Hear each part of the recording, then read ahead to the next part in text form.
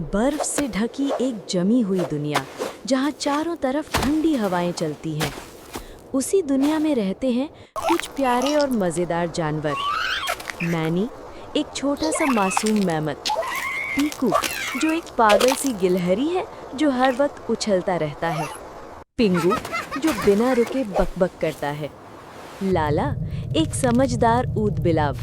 और टर्टू, जो बहुत ही सुस्त कछुआ है। एक दिन बर्फ की ज़मीन अचानक टूटने लगती है और सारे दोस्त एक दूसरे से बिछड़ जाते हैं। अब मैनी की जिम्मेदारी है अपने दोस्तों को ढूंढना। वो निकल पड़ता है बर्फीले जंगलों, जम चुकी झीलों और खतरनाक ग्लेशियरों की ओर।